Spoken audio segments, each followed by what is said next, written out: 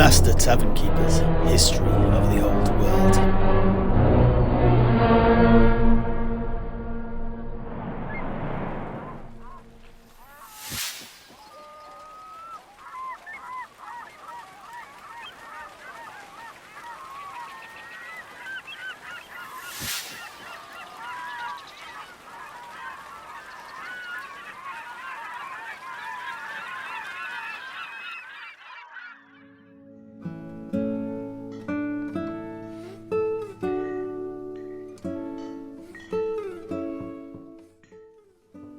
And so Drachenfels was not dead after being slain by Sigmar Heldenhammer at the Battle of Drachenmoor, then?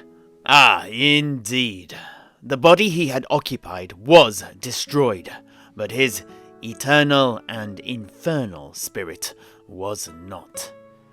However, after the battle, nothing more is written about Drachenfels until the 184th year of the Imperial calendar. Oh, so what happened then? Ah, well, he built Drachenfels Castle in the Grey Mountains between Reichland and what would become the lands of the Bretonii, east of Axbite Pass. Truly, a poisonous dagger hanging over the heart of the Empire.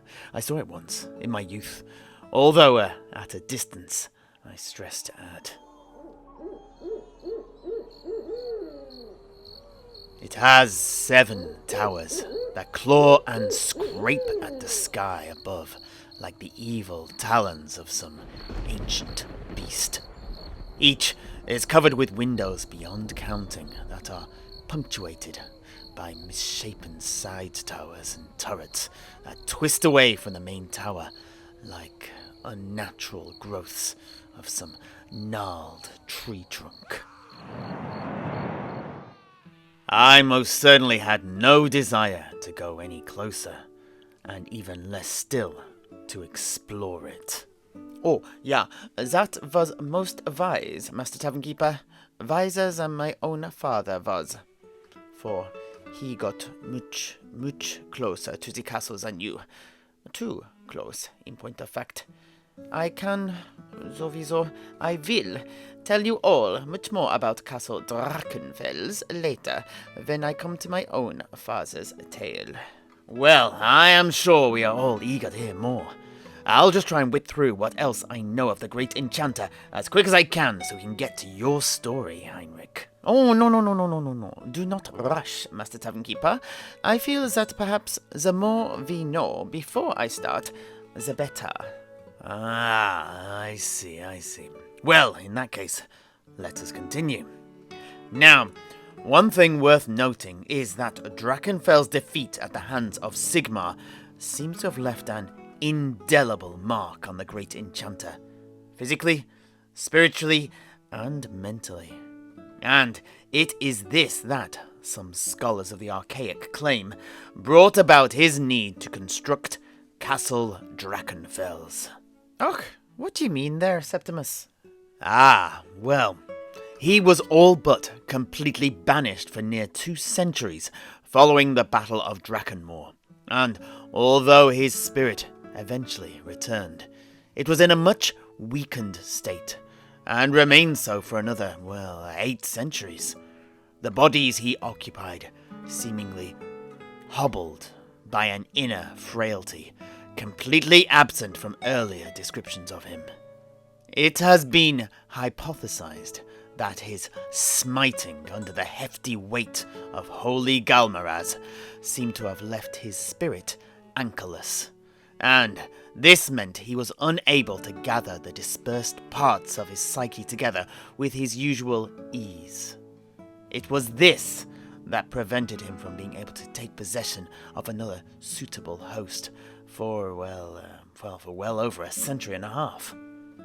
Thus, in order that this never once more occur, he created his castle, binding part of his being within its foundations and tethering himself to the land, a harbour unto which his spirit could flee should its mortal shell be lost. Upon completion of his castle, and when he had grown once more in strength, this taking many centuries, Drachenfels returned to his old ways, terrorizing the surrounding area, engaging in terrible debauches, committing inconceivably violent and bloody atrocities, striking out in devastating rages, unleashing titanic sorceries, and pursuing vicious vendettas. All the while gathering souls and bodies to both nourish and regenerate him further, as well as providing him with some distracting, sadistic entertainment as the centuries rolled on. Oh, my goodness, Master Tavern Keeper, he is even worse than I feared. Ah, very much so. A blight upon the old world. Anyway. The next time he features in the history books, it was as the great conductor of the notorious Lepers Pavan. Oh, you what? Don't worry. He turned over no new leaf. In the year 1104, not long after finally returning to resemble his former self, in terms of power that is, he seduced nearly 1,000 desperate souls, the sick, the lost, and the listless, from both west and east of the Grey Mountains, and tricked them into attending a fantastic ball within the glorious halls of his castle.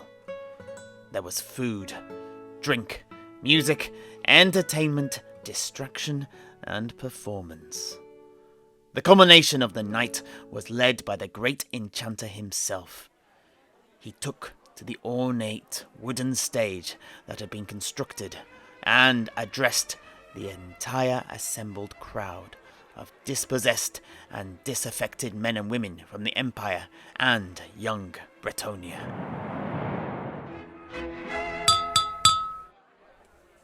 Come, gather, my children. Are your bellies full and your spirits high?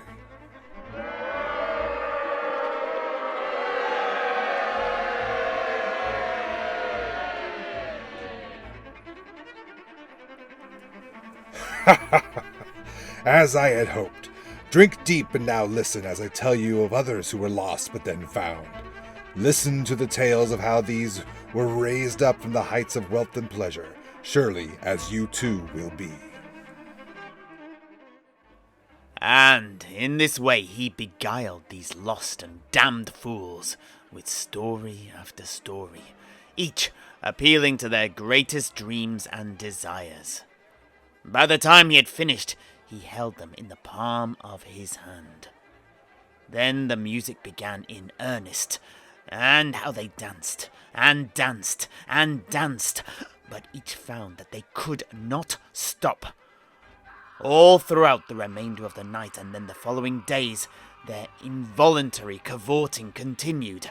The weakest dancers soon dropped dead, but the strongest danced until their limbs fell from their exhausted bodies, as throughout the laughter of Drachenfels echoed over the enchanted music.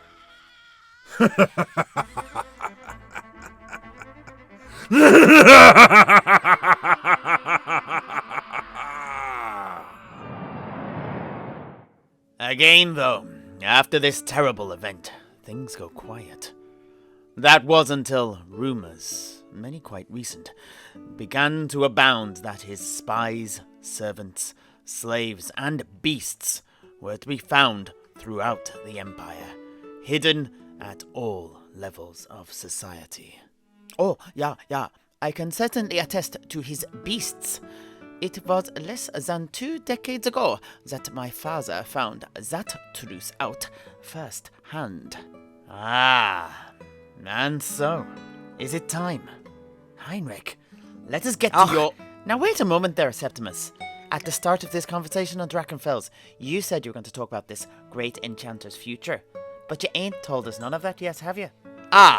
Yes, of course. Well, in order to do that, I'll need to go and get my copy of Transcendentia, Necrodomo's book of prophecies. For it was this that had a section on the terrible enchanter, which I took to mean Drachenfels. Here, hold my beer.